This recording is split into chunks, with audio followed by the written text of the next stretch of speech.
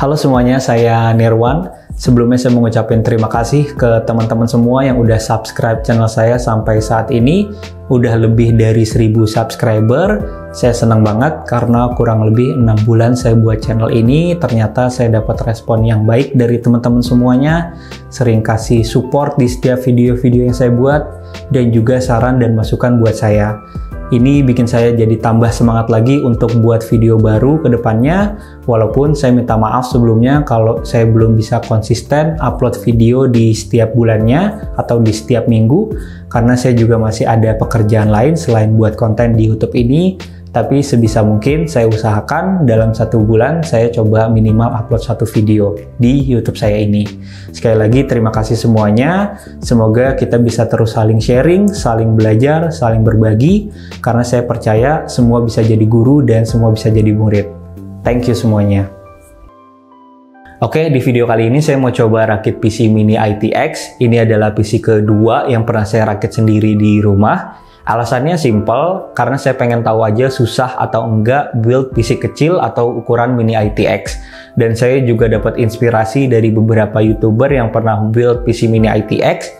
Salah satunya adalah Ocha atau Joshua Timothy dan juga Mas Indra dari IRX Media. Nanti saya coba taruh link video-video mereka di deskripsi di bawah. Kalian bisa tonton, build-nya keren-keren banget. Dan di samping saya ini udah ada part-part yang dibutuhin untuk rakit PC Mini ITX-nya.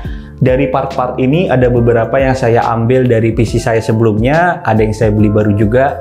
Tapi kebanyakan dari part ini itu disupport oleh DTG. Thank you DTG.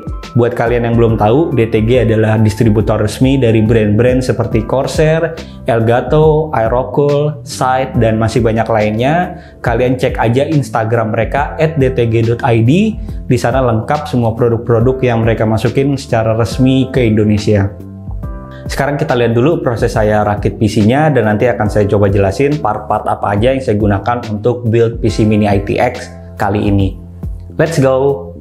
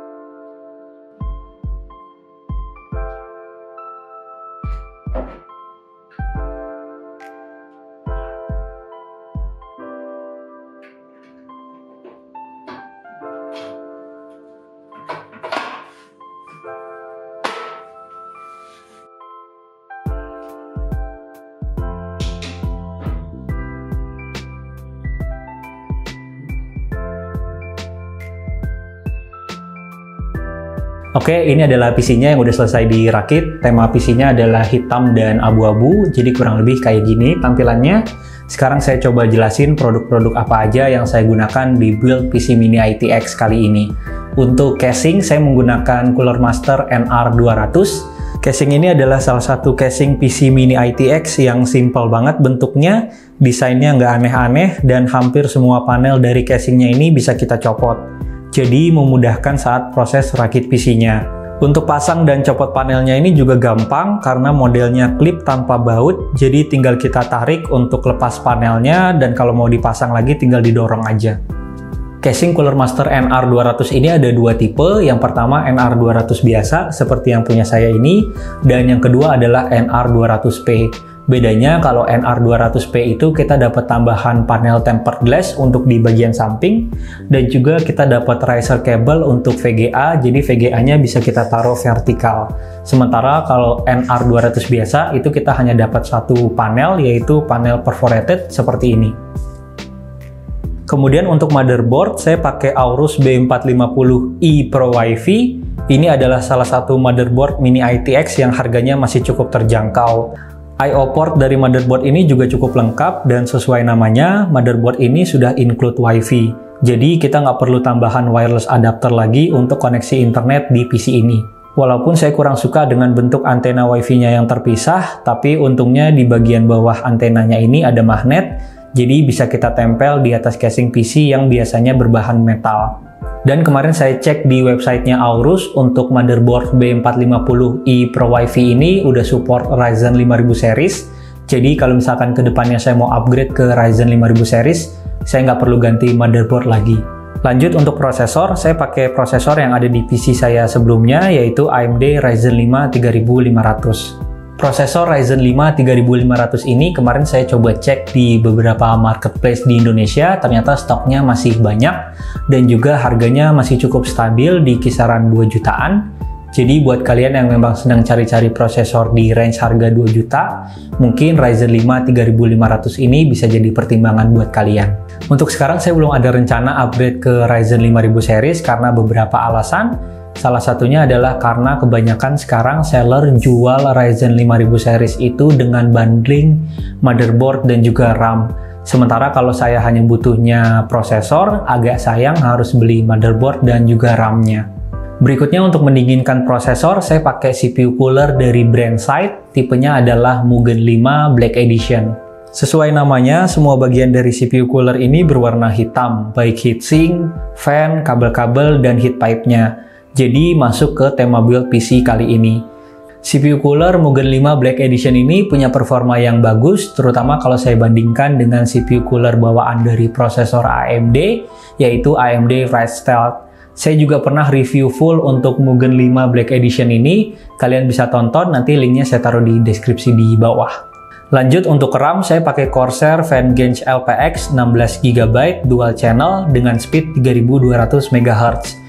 Corsair Vengeance LPX ini adalah salah satu RAM yang punya profil pendek dan tanpa RGB, jadi buat kalian yang nggak terlalu suka RGB dan mau build PC Mini ITX atau PC kecil lainnya yang butuh profil RAM nggak tinggi, Corsair Vengeance LPX ini bisa jadi salah satu pilihan kalian.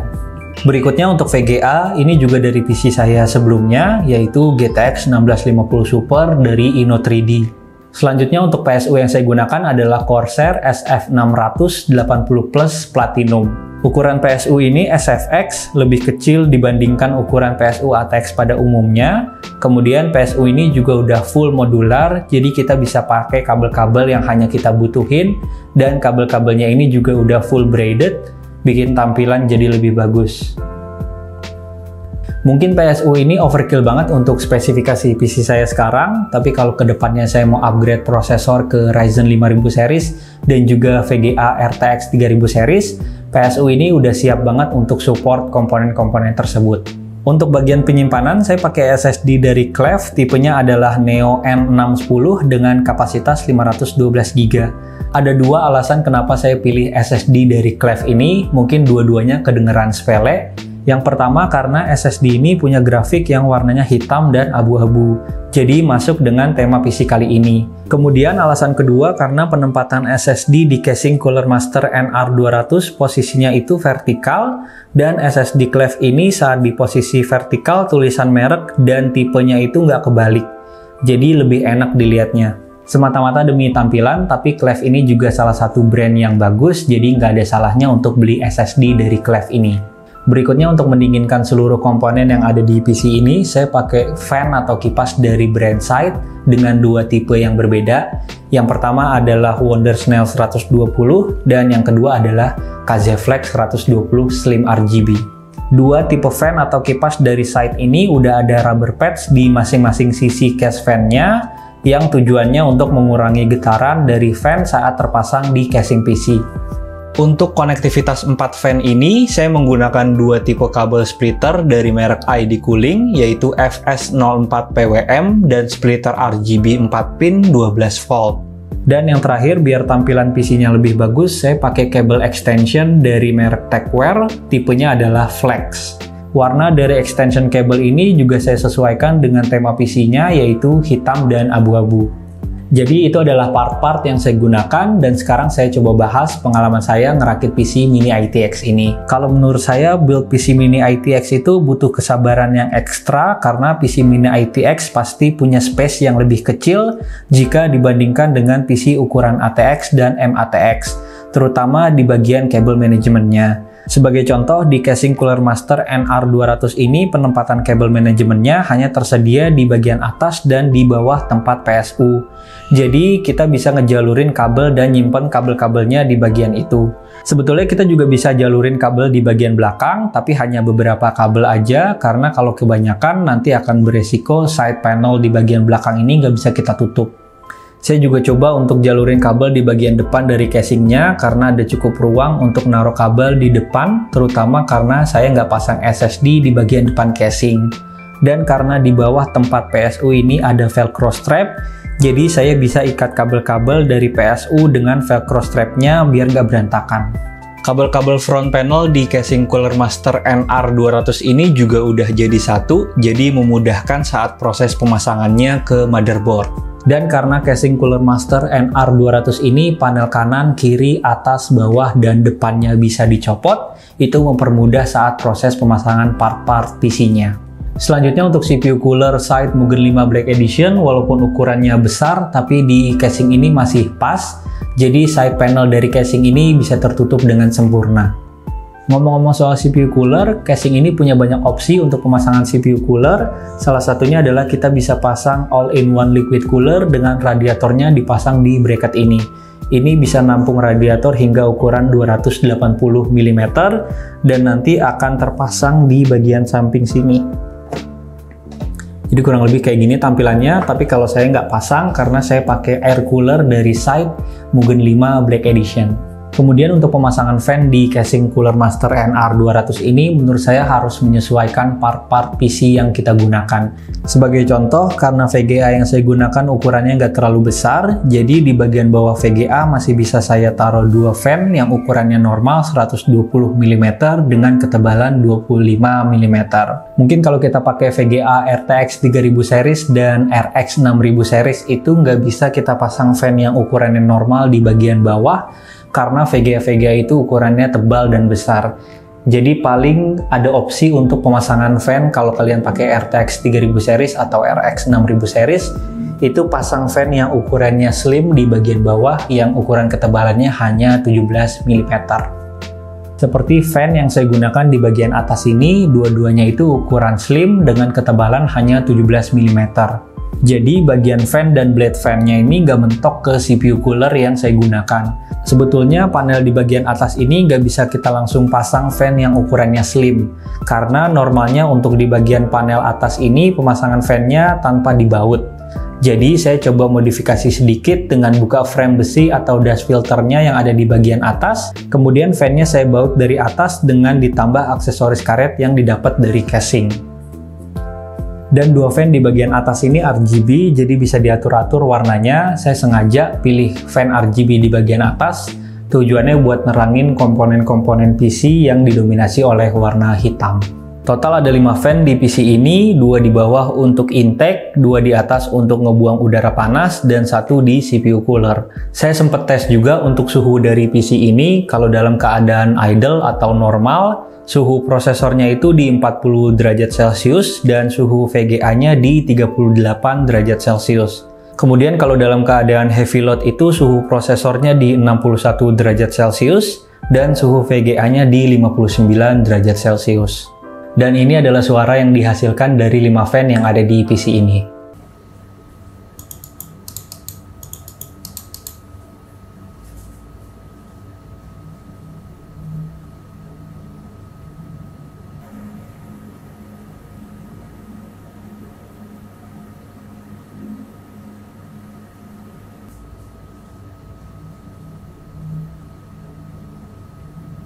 Kalau menurut saya PC ini cukup silent dan fan atau kipas dari side yang saya gunakan ini semua udah ada rubber pads di bagian sisi-sisinya yang berfungsi untuk mengurangi getaran dari fan saat dinyalakan.